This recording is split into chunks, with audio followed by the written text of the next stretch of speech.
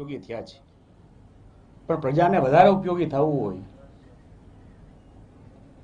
તો ઘરમાં ફેરફાર કરવો જરૂરી બની ગયો હતો. આજે તમારા સમક્ષ આવ્યો છું, પણ જૂનો બધો હિસાબ પૂરો કરતો આવ્યો છું. પ્રાથમિક સભ્ય પદે, સક્રિય સભ્ય અને કોંગ્રેસના ઉપપ્રમુખ તરીકે મેં મારું રાજીનામું ઈમેલ દ્વારા રાહુલજીને મોકલી આપ્યું છે, જેને કારણે અત્યારે મારી પાસે કોઈ કોંગ્રેસનો હોદ્દો નથી, કે કોઈ પાર્ટીનો ધ્રોહની વાત નથી આવતી. જૂનું બધું મૂકી દીધું છે. પાર્ટી દ્વારા મળેલો એક ટિકિટને કારણે ચૂંટણી જીતેલો ધારાસભાની તેનું પણ રાજીનામું આપી દીધેલું છે. અત્યારે જે દેશની પરિસ્થિતિ આપણી છે ને આપણા પનોતા પુત્ર નરેન્દ્રભાઈ ના હાથ મજબૂત કરવા પણ બહુ જરૂરી બની ગયા છે. સુરક્ષાના સવાલમાં જો આપણો તાકાતવાળો આપણો પનોતર પુત્ર સત્તામાં બેઠેલા હોય તો સામેના ઘરમાં ઘૂસીને પણ મારી શકે છે એવી તાકાત બતાવી આપી છે.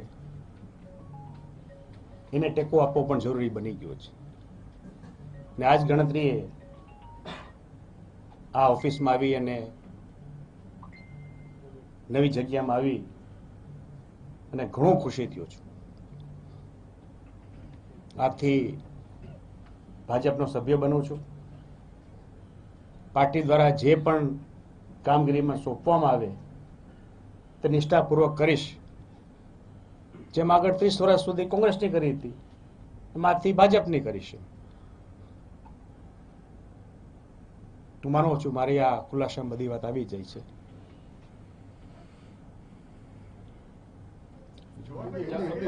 जवाहर भाई, ये सिर्फ आप जो कह रहे हैं कि प्रजा की सेवा के लिए ही आप बीजेपी में शामिल हो रहे हैं या कोई और वजह है? ना, कोई पार्टी में कोई प्रॉब्लम ऐसा कुछ नहीं था. तो nothing I wrong with Congress party, ऐसा कुछ नहीं है. असंतोष ऐसा कुछ नहीं है. एक साल से मूंझवण हो रही थी. मैं पॉलिटिक्स में आया हूँ, मैं कुछ लेने के लिए नहीं आया हूँ. I was there always to give something, to serve people more better. If you are with power, you can serve them more better.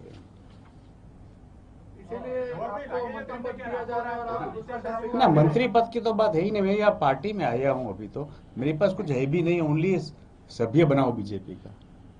Commitment आया होगा ना? No, there is no commitment. There is no commitment. YouTube માં અનેક video છે, બીજા paper cutting છે કે હું કોઈ દિવસ ભાજપમાં નહીં જોડાઉં, નરેન્દ્ર મોદીને ગાળો કાઢતા, અમિત શાહને ગાળો કાઢતા. ના, ગાળો કાઢતા ગાળો એટલે શબ્દો પ્રયોગ આપણે. રાજનૈતિક ભાષા. અચાનક હૃદય પરિવર્તન. ના, હૃદય પરિવર્તન એટલે જે વિચાર આવ્યો એમ. આપણે એવું ત્યાં હતા અત્યાર સુધી, હવે આ બાજુ છીએ. જેમ આજે આપ ઈ ટીમ હોય, ખાલી જી ટીમ હોઈ જાવ. એવું ક્યાં છે? આપણે આજ હોય તો આમાં જ રહેવાનું હોય.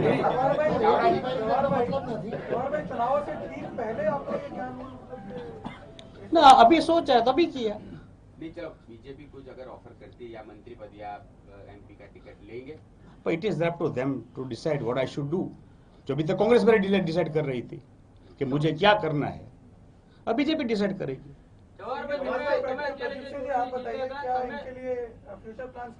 पहले उनका खत्म हो जाए और किसी को.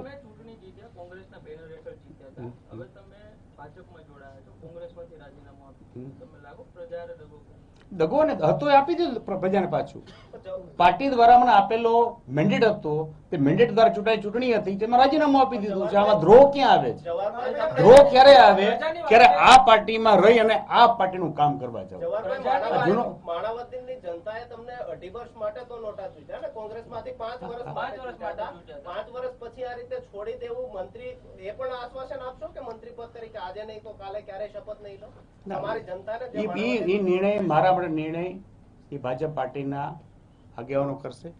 એ નિર્ણય ઉપર પણ ચાલવાનું ધ્રોહ નહીં ગણાય માણાવદરની જનતાનો? ના, એ છોડી દીધું છે, પછી ધ્રોહ ક્યાં આવે? પણ મારી કામગીરી સેવાની છે. We are here to serve people. Jawaharbhai, માણાવદરની પ્રજાએ તમને જે મેન્ડેટ